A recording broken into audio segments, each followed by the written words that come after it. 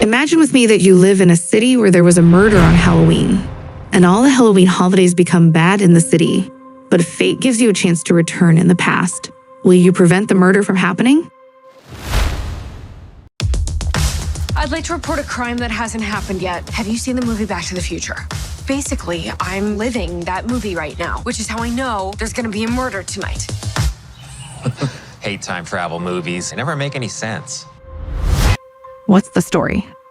The story revolves around a girl living in a small town that has been haunted by a series of murders on Halloween night back in 1987.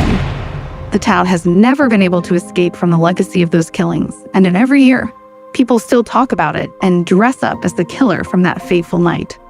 The main character's mother was one of the survivors from that time, but sadly, the movie begins with the killer returning and finishing her off. In a twist of fate, the main character accidentally stumbles upon a time machine and is transported back to 1987. Excuse me, what year is it? 1987? Oh my God. I know. The 80s are almost over and I haven't even tried Coke yet. Now her mission is not only to prevent the original murders, but also to save her mother. The character. 1. Kiernan Shipka. It's not 1987 anymore. Stay safe, honey. I love you.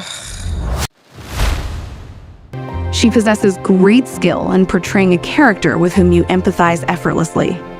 Simultaneously, you feel at ease laughing at her antics, all while remaining emotionally invested in her quest to rescue her mother. There exists a certain level of brokenness in their relationship, which serves as the driving force behind the struggle, with hopes of eventual reconciliation. Anyone who has experienced both close and strained relationships with their parents can easily relate to this storyline. 2. The Sweet 16 Killer. When it comes to the actual process of apprehending the murderer, although he may have a comical appearance that I find amusing, I genuinely believe that it is quite enjoyable to refer to him as the Rizzler from now on. This individual is undeniably ruthless, displaying his strength right from the beginning of the movie with a sequence that immediately grabs your attention. Every kill and chase scene that follows throughout the film had me on the edge of my seat. The explicit depiction of blood, stabbings, and overall brutality by this killer during his pursuit of his victims was truly captivating. I must admit, I thoroughly enjoyed it. I want to share my story with you. I started my channel in early 2023 because I love talking about and reviewing movies and series. YouTube seemed like the perfect platform for me to express myself, as there are people who share my interest in reviewing movies. However, I have been feeling discouraged because I haven't received enough support. I have made the decision that if I don't reach 1,000 subscribers within a month, I will stop uploading videos. I have until the end of October to reach this goal, so please help me continue on this journey.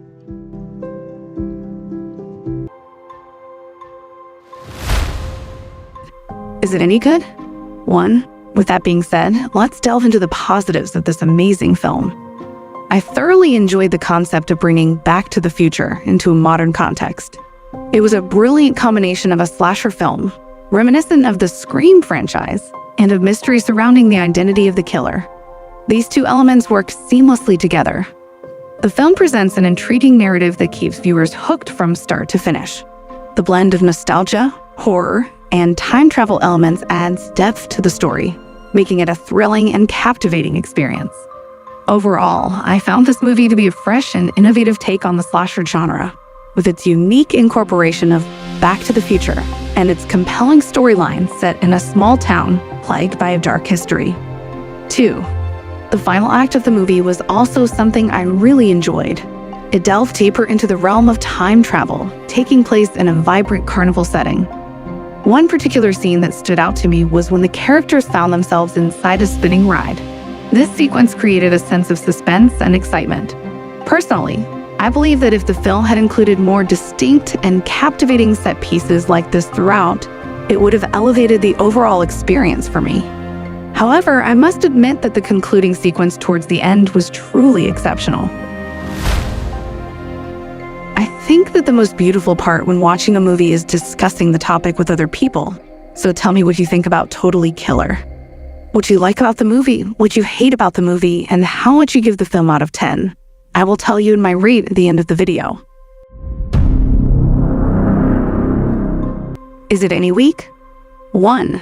The serial killer portrayed in the film has a weak aspect that stands out.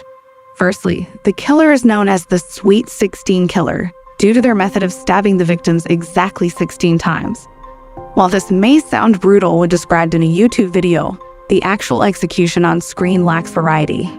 This is not a deal breaker, but it undeniably takes away from the enjoyment of a slasher flick, where part of the thrill lies in the different ways the killer dispatches their victims. In an attempt to mix things up, there is a fairly intense group fight scene against the killer that I found quite enjoyable. However, the weakness of the killer's mask is also worth mentioning. It simply looks like a generic purge mask that can be purchased from a Spirit Halloween store. Perhaps it was meant to resemble a Max From mask without sunglasses, which would make more sense considering the time period of the film. Overall, I found the killer reveal to be lacking in creativity, considering the potential of the film's premise. 2. One minor drawback that I noticed is that in most time travel movies, the ending usually includes a fun element where the main character returns to the present and sees all the changes that have occurred because of their actions in the past. However, in this movie, they didn't explore that aspect in much detail. There was only one significant change mentioned, and then the movie quickly wrapped up. Personally, I would have liked to see at least another 2 or 3 minutes of reveals in this part of the conclusion. It could have been really enjoyable to see more of the consequences of the characters' actions. You could consider this a nitpick, but I was genuinely looking forward to that aspect when the movie was coming to an end. The slasher storyline was intriguing, but it felt like there could have been more depth and development in conclusion. What is my rate? The film turned out to be very interesting and worth watching.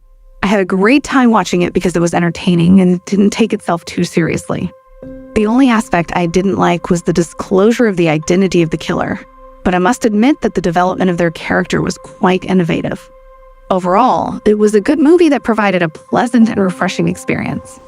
So my rating for the movie is 8 out of 10. Do not forget to tell me your rating out of 10. And also do not forget to subscribe to the channel. Peace.